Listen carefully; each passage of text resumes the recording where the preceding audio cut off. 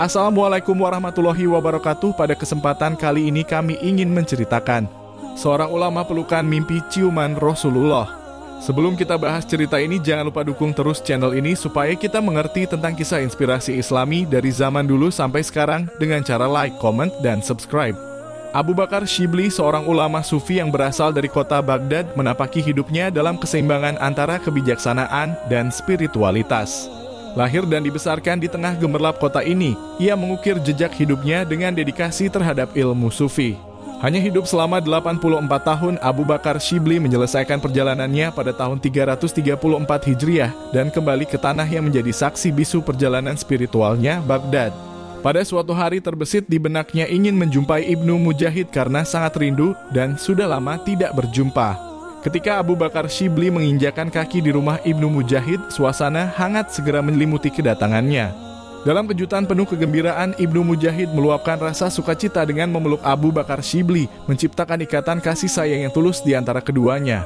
Dalam momen intim itu, Ibnu Mujahid tanpa ragu mencium di antara dua mata Abu Bakar Shibli, seolah-olah menyampaikan pesan keakraban dan hormat yang mendalam. Ibnu Mujahid menjawab, di suatu malam dalam mimpiku, aku melihat baginda Nabi Muhammad sedang berjalan menghampirimu dan berhenti di hadapanmu, kemudian baginda langsung menciumi di antara dua matamu.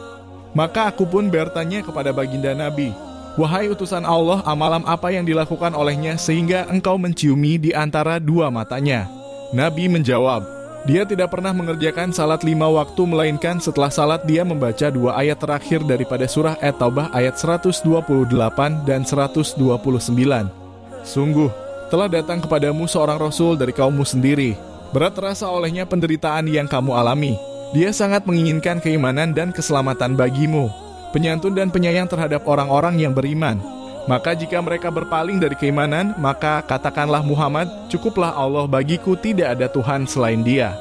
Hanya kepadanya aku bertawakal dan Dia adalah Tuhan yang memiliki arsy singgasana yang agung. Kemudian berselawat setelah membaca ayat di atas.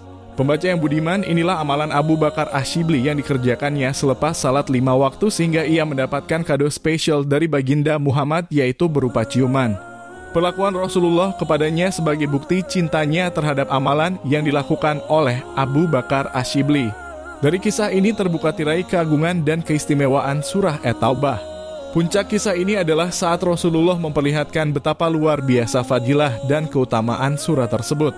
Saat beliau mencium orang yang gigih dan konsisten dalam amalan surah At-Taubah, kita dapat merasakan kehangatan dan berkat yang melimpah dari setiap ayat dalam surah ini. Semoga dengan kisah ini dapat termotivasi bagi kita untuk beramal. Cukup sekian dari singkat cerita ini, apa yang kami bahas semoga dapat manfaat bagi kita semua. Waalaikumsalam warahmatullahi wabarakatuh.